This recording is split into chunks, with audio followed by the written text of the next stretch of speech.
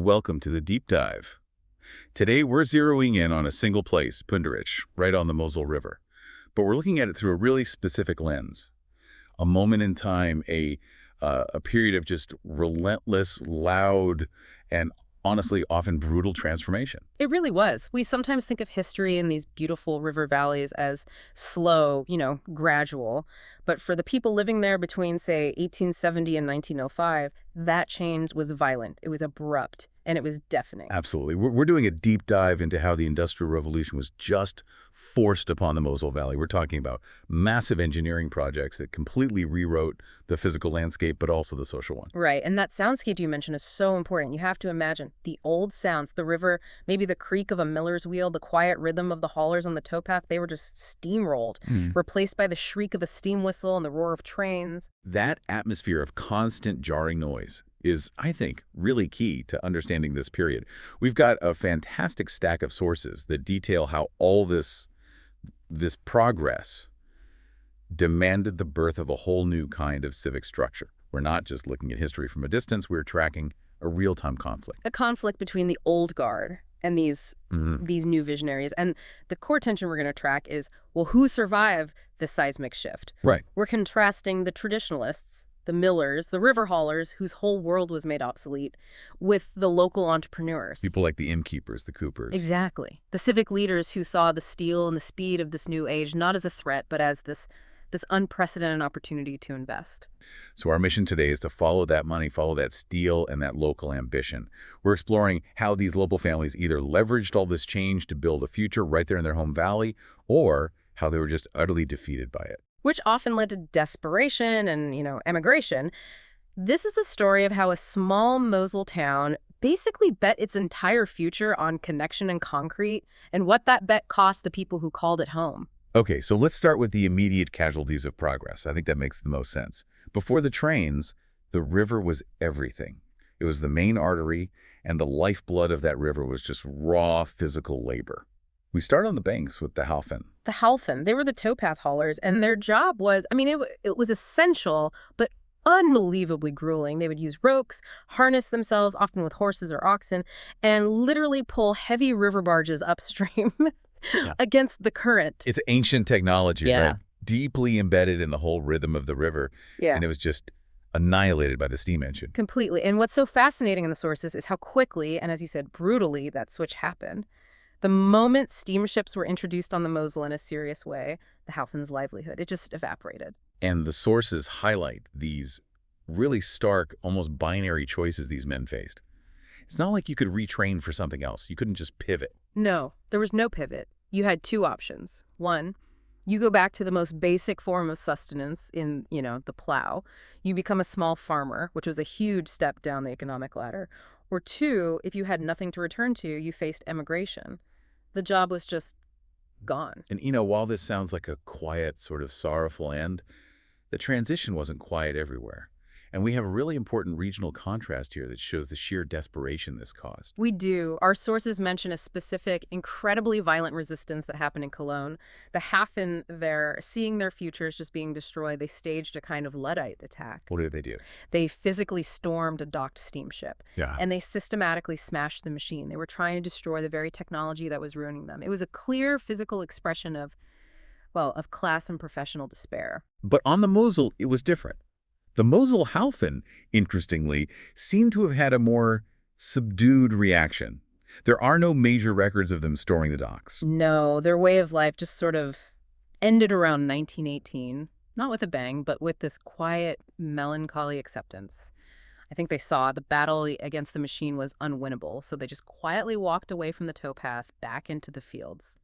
It was the quiet death of a millennia-old profession. And this pattern of forced obsolescence, it continues when we look just slightly inland to the millers.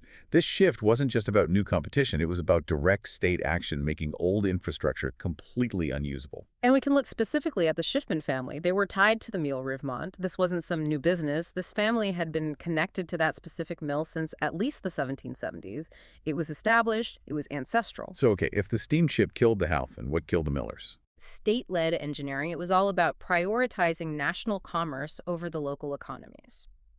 The Prussian administration They were eager to make the Moselle a viable corridor for larger, faster steam navigation. And to do that, they undertook this massive regulation of the river. They straightened the channels. They straightened the channels, and crucially, they altered the natural flow of the water to ensure a stable, deep channel for the big steamers. Okay, so unpack that for us because it's a bit counterintuitive. How did regulating the river upstream ruin a mill that's downstream? It's all about the mechanics of a traditional mill wheel. These old mills, like Mill Rivemont, they depended completely on maintaining a very specific water level and velocity, what they call the head of water, to turn the wheel efficiently. Right. So when the Prussians regulated the river, they often deepened that main channel or built small weirs upstream to control the flow. Our research suggests this process could easily drop the water level at Mill Rivemont by a meter or even more. That sounds minor to us, but for a traditional water wheel, it was catastrophic. Their power source just vanished. It just disappeared. The engineered stability that was required for these huge steamships was the precise mechanism that created instability and ultimately forced obsolescence for the local, smaller, water-powered industry. Wow. Exactly. Their entire basis for earning a living was physically disturbed. And it symbolizes how the needs of state commerce, of national strategy, fundamentally and legally overrode the rights and the ancestral livelihoods of the local community. It shows how that first phase of modernization, for many, was really defined by destruction, not creation. Okay, so if the state is regulating the river and killing that river-based economy, the state is also attacking the mountainside to bring in the railway. We're talking about the Cannon Railway, built from Koblenz to Trier between 1876 and 1879. And that name. The name is the most important clue here. The Cannon Railway wasn't just a nickname. It was military first, civilian second. The incredible urgency of its construction was driven by strategic necessity. Which was? Connecting the industrial centers of the German Empire to the newly acquired Western territories. This was about moving troops and material and moving them fast. So tell us what the sources say about that urgency. Because that timeline, it's incredibly tight for this kind of massive project in such difficult terrain. The construction was absolutely relentless. The section from Erang toward Koblenz, that was some of the most challenging terrain in all of Germany. It required countless Kunstbauten, these are, major engineering structures, just to literally stabilize the tracks against gravity. So bridges. Tunnels. Oh, yeah. The engineering required was astonishing. They had to build 6 tunnels, totaling nearly 7,000 meters, 3 massive bridges over the Moselle itself, and extensive retaining walls. The Kokum Tunnel, for example, that was a major hurdle. It was completed in December 1877, which allowed the entire line to open fully by 1879. That speed, given the technology they had, is just incredible. And locally, right there at Pünderich, we see the most visually imposing monument to all this engineering, the Hang Viaduct. The Shelf Viaduct. And it didn't just change the view. It sort of violently imposed a new line of sight onto the whole valley. It is a phenomenal feat of engineering. We're looking at the longest shelf viaduct in Germany. It's 786 meters long, and it's supported by 97 arches. So I have to ask the obvious question. Why build a viaduct along the hillside instead of, on the flatter ground in the valley? I would assume the valley floor was just too narrow or maybe too valuable with the vineyards. Both are true, but it's primarily about the geological instability of the Moselle slopes themselves. The entire region is characterized by these very steep slate slopes, which are really prone to landslides. Fast. So to build this vital artery, the engineers couldn't just put it on the valley floor. That was already occupied by villages, vineyards, the river. They had to literally carve a massive, stable shelf, a concrete ribbon, essentially out of the mountain. And this required specialized techniques and immense manpower to make sure the structure was, as they might have said later, bombenfest, bomb-proof. And despite this incredible display of modern power, the railway wasn't universally welcomed, was it? We see that core tension emerging again. National strategy versus local economic preservation. Absolutely. Not everyone saw this line as progress. Our sources detail the resistance from communities like Kloten. They fought fiercely against the rail line, cutting through their area. Why? Their priority was preserving their historic and very valuable vineyards. They understood the economic opportunity of the railway, sure, but for them, the sanctity of the soil outweighed the speed of travel. They just didn't want the disturbance. They saw only loss. That contrast, a few communities fighting this massive strategic project just to save their vines, that perfectly encapsulates the conflict of this era. But beyond the geology and the politics, the construction itself must have created massive social upheaval. It did. It flooded the region with transient labor, which was often exploited. Our sources hint at the social unrest that followed this.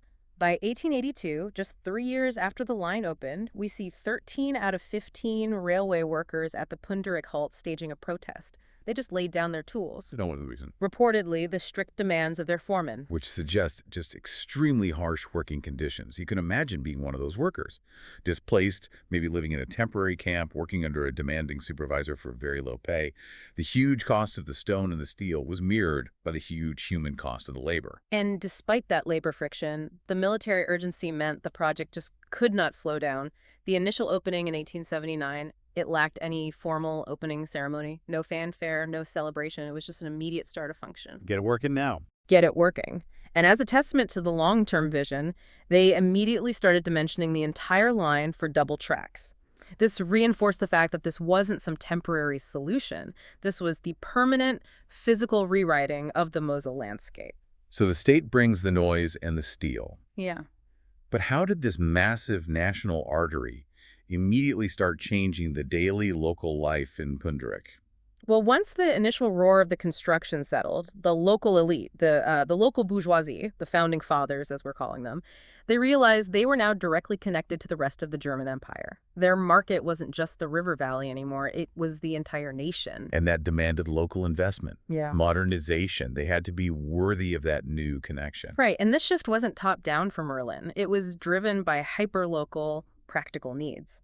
And we see this focus on infrastructure almost immediately. Also, Through these simple but really detailed civic announcements. Our sources reveal, for instance, a public announcement in 1889 for an auction of Vergantet for paving contracts. We see estimates for paving several village streets at, 575.50 marks and building a culvert for about 58 marks. These are small sums by national standards, but they are huge statements about local civic commitment. but it's the choice of material that really speaks volumes about their commitment to permanence, to durability. They weren't just using whatever cheap stone was nearby. No, they were upgrading the village streets from old, uneven quartz and field stones to robust, durable Niedermendiger basalt stones. In 1889, basalt is tough, volcanic rock known for its longevity.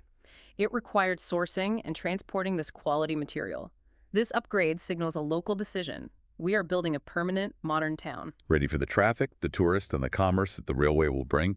It's an investment in a future they expected to last. And the man who perhaps best personified this new entrepreneurial spirit, this drive to connect the railway directly to local prosperity, was H.J. Schneiders.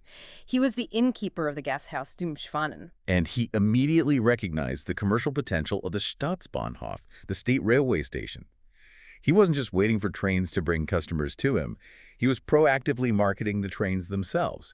He really was a pioneer of Moselle tourism. He took it a step further than just putting up a sign. He actively arranged special trains for local events, specifically for the Kerms, the big village fair. Think about that level of proactive marketing in the 1890s. He's liaising with the railway authorities to create a temporary, dedicated rail schedule just to ensure a flood of visitors can get to Punderich's biggest annual party. That's fantastic. It ties the absolute cutting edge of national technology directly to local tradition and celebration.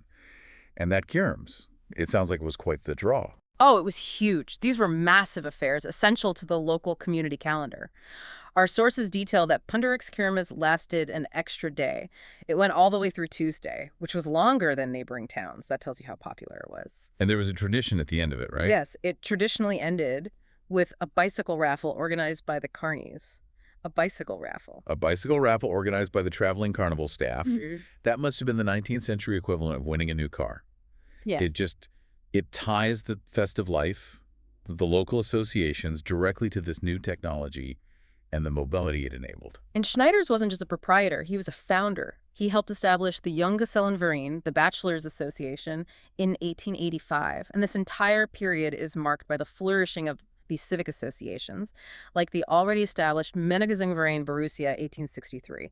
This is where social life, civic responsibility, and entrepreneurial spirit all merged. These associations were the engines of local power and pride. But the railway's influence wasn't only about tourism and social life. It fundamentally standardized the other core business of the Moselle line. And that brings us to the barrel economy, spearheaded by families like the Coopers, the Schmacher family. Right. With the ability to export vast quantities of wine quickly via the rail line, the need for standardized, dependable containers became absolutely crucial. A buyer in Berlin or Cologne needed certainty about the volume they were getting. This is where, that layer of bureaucracy and quality control comes in. We see the establishment of the barrel gauging office, the Foresight, right there in Pünderich in 1877. Precisely. It was assigned the regulatory number 123, and its sole purpose was to regulate the volume of wine barrels, specifically those 30 liters and up. This office was the linchpin for the region's credibility in this growing national wine market. Without trust in the volume, the commerce just collapses. Okay, I have to ask again, for the layperson, why did they need to constantly regauge the barrels? Wouldn't a cooper just build a standard-sized barrel and that's it? You'd think so, but wine is a living product, and wood is a dynamic material. Two things would happen over time.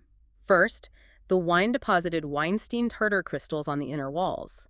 This crystalline layer physically displaced wine, reducing the internal volume. Ah, I see. Second, the coopers had to regularly maintain the barrel, what they called driving the hoops, to keep it sound and prevent leaks. When they tightened the metal hoops, it would slightly compress the wooden staves, and that also diminished the internal volume. So an accurate gauge protected the wine grower from being underpaid and the distant buyer from being overcharged. It was the physical embodiment of fair trade in the age of rapid transit. Exactly, and the process itself was highly technical. The barrel was rolled into the eichhouse, filled with water from a boiler via a specialized hose. A delicate system with a gauge and a counter tracked the volume. The Fasseicher, the gauger, read the quantity of water precisely when the barrel was filled right up to the bottom edge of the bunghole. This painstaking process ensured accuracy. And that old eichhouse, it stood on Duppelstrasse until 1981, a physical monument to that marriage of traditional craft and modern regulation that defined this era. So if the standardized barrel was the economic symbol of success, the Prinzenkopf Tower, built right at the end of this century of change, was the spiritual monument. It was the physical manifestation of the community's collective optimism. This is where the power of the new bourgeoisie truly shines, the construction of this viewing tower.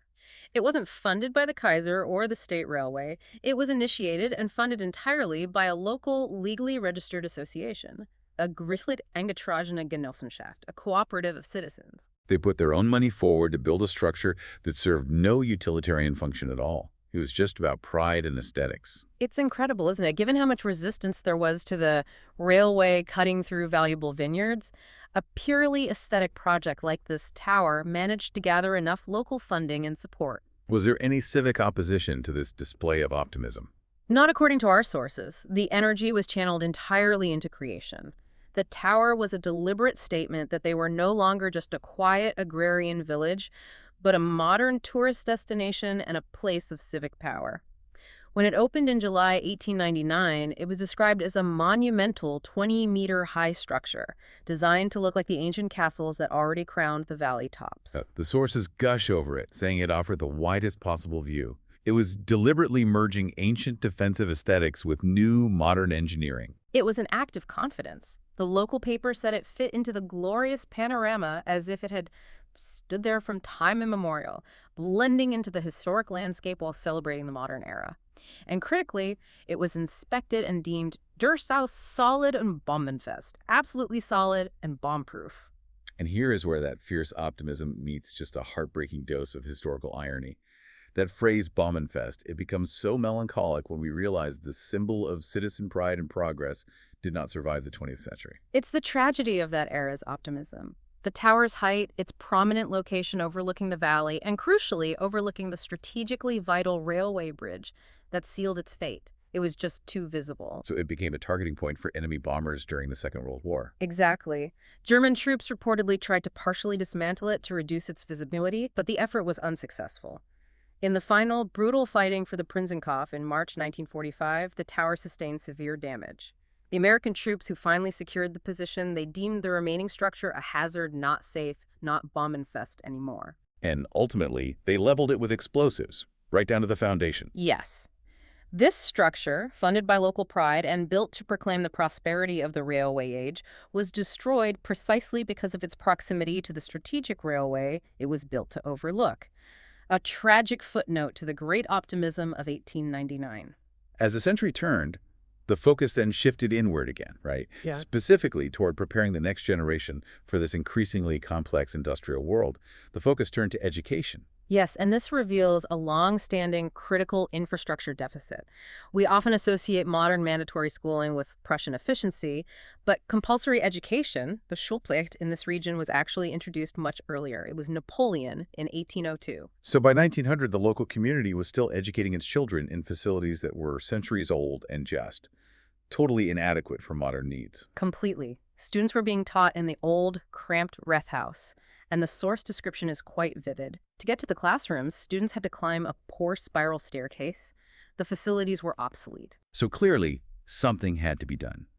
The community decided to build a new public elementary school, a Volksschule, at the corner of Hauptstrasse and Feldheckweg.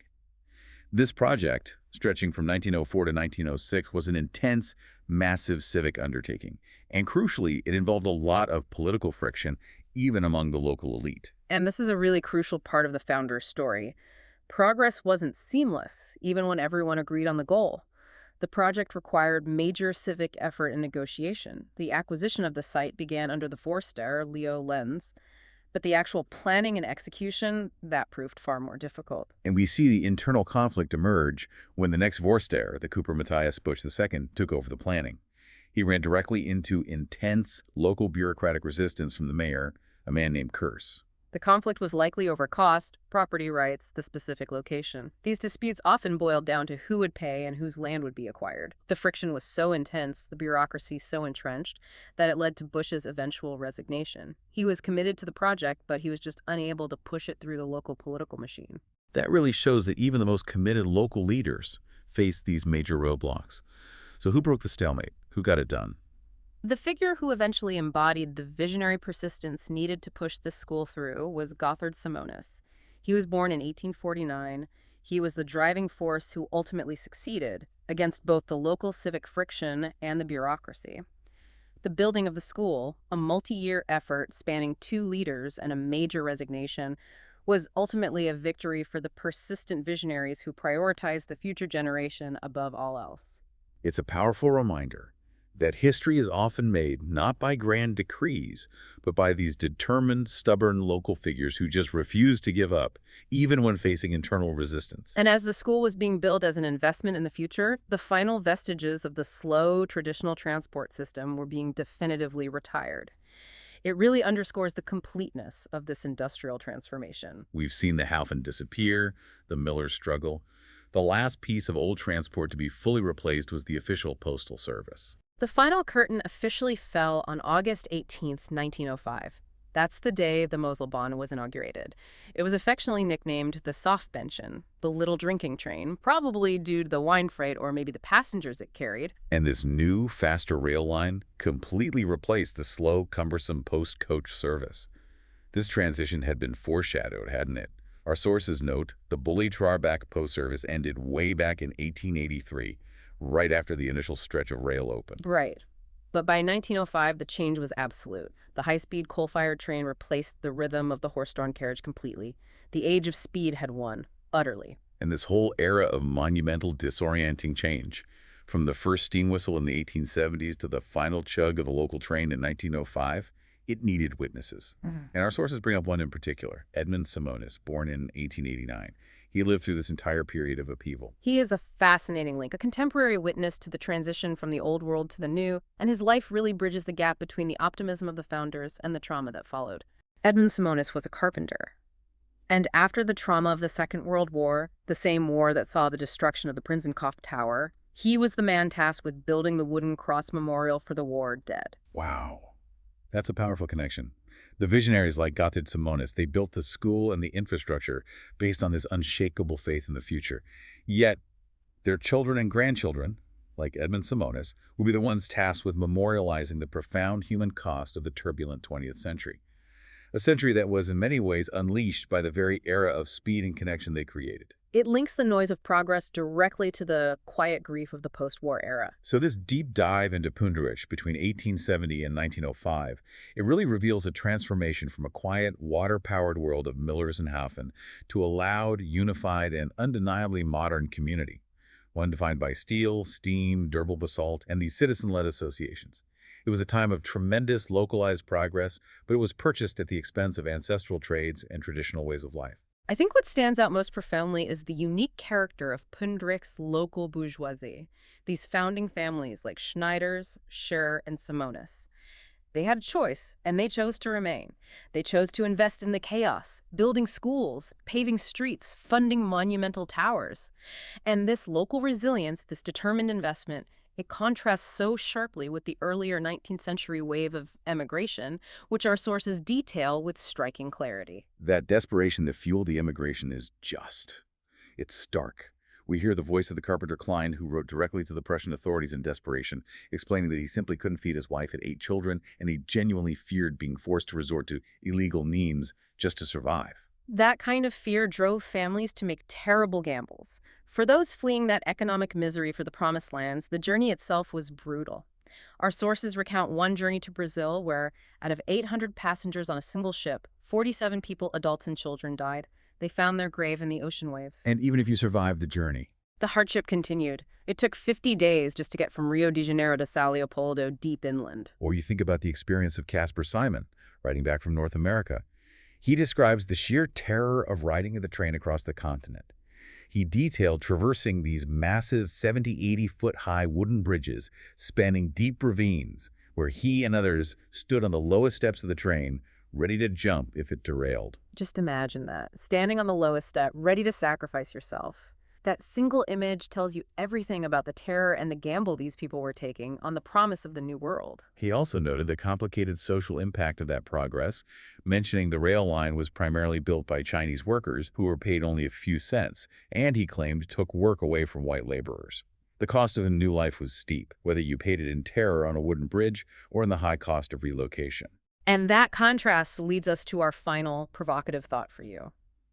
When you're faced with the disruptive, disorienting chaos of the Industrial Revolution, the vanishing jobs, the deafening construction, the violent social upheaval, was the truest vision for future prosperity found by those who, like Schneiders, Schur, and Simonis, embraced the construction, invested locally in their home valley, and built their future on basalt and steel. Or was the most hopeful choice made by those who desperately sought an easier life in the far-off, promised lands of Brazil or America, despite the agonizing cost and the perilous journey? It's a question of whether hope lay in staying and fighting for progress at home or in seeking refuge in a new, unknown world. Food for thought indeed, as the next generation stepped onto the new basalt pavements built by the founders and waited for the sound of the Moselle. Join us next time for another deep dive.